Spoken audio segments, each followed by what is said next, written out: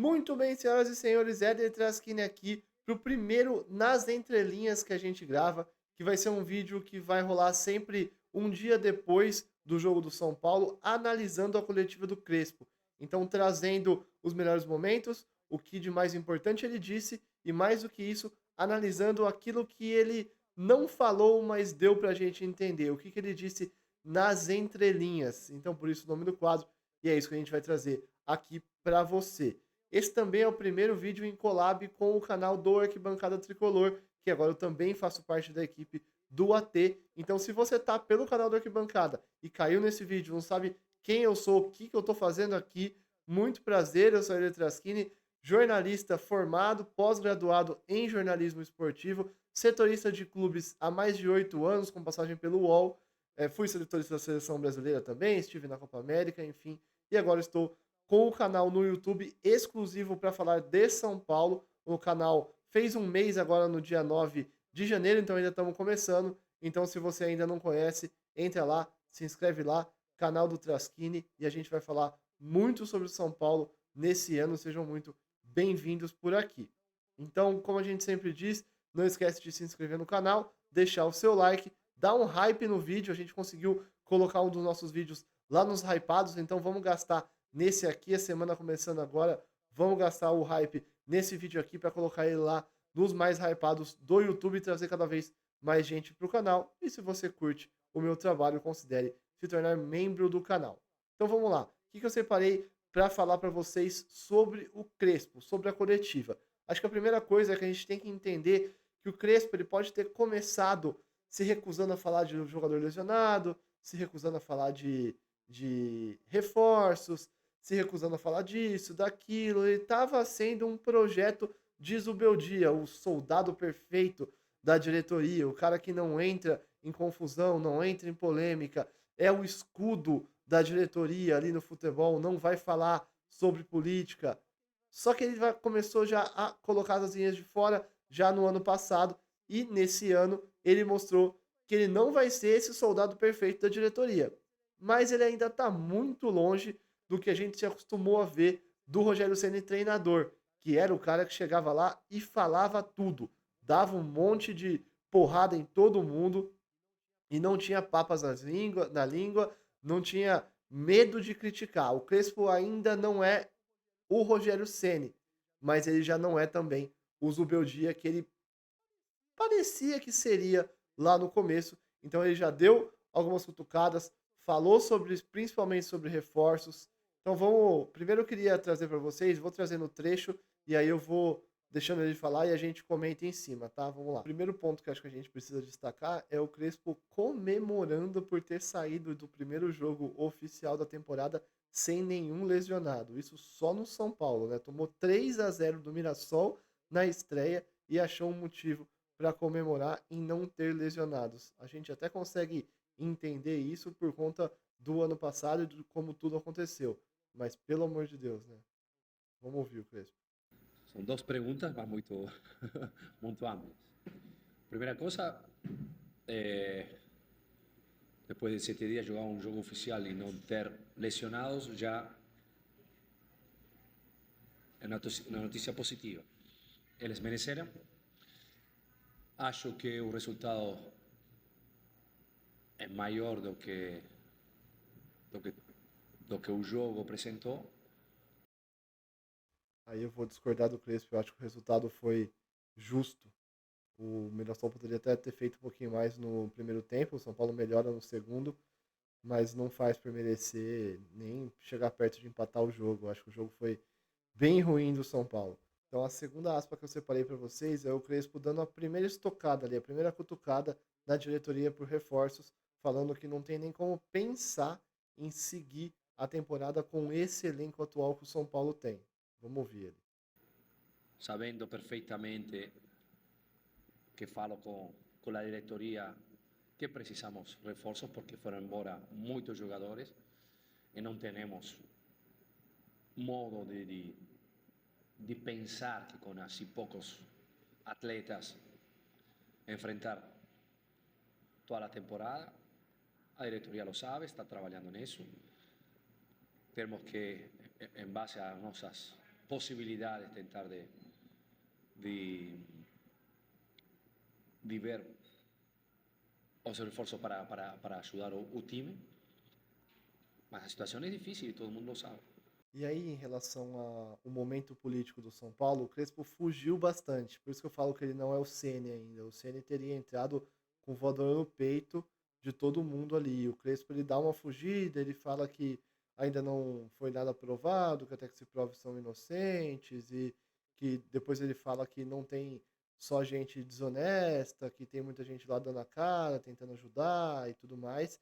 E uma dessas aspas dele, ele repete agora, eu vou colocar para vocês, e aí ele aproveita para falar sobre isso e fala também que ele não tem, de novo, a segunda estocada sobre reforços, falando que ele não tem número suficiente para conseguir jogar a nível alto.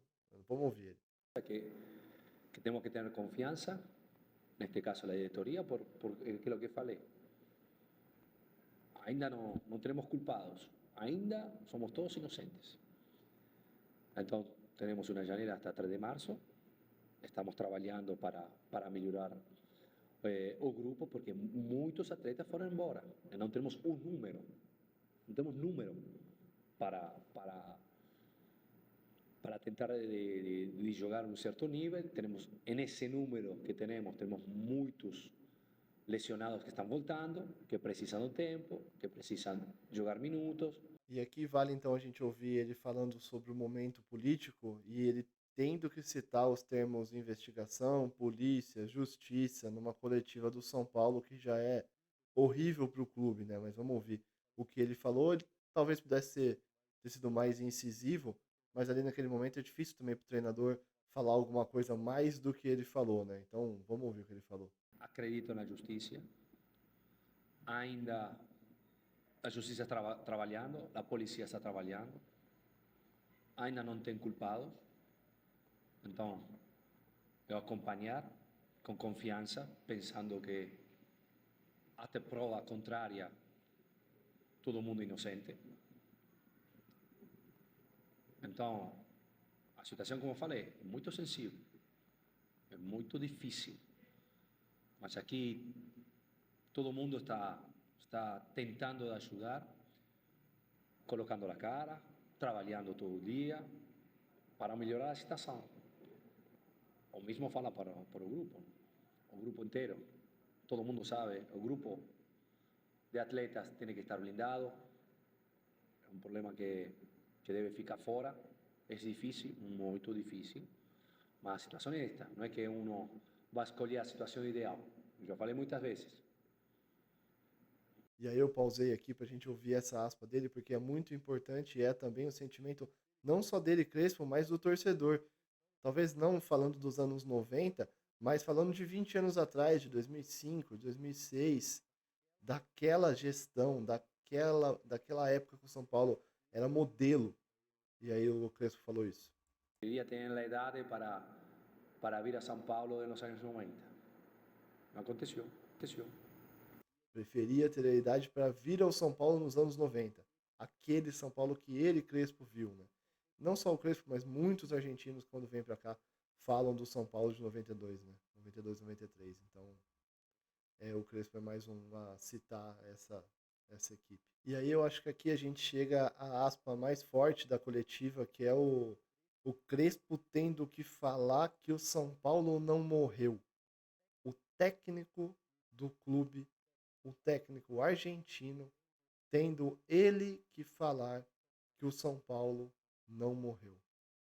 Vamos ouvir. Temos que acreditar e estar confiantes. Como falei, São Paulo é maior de tudo nós. Então, São Paulo não está abandonado.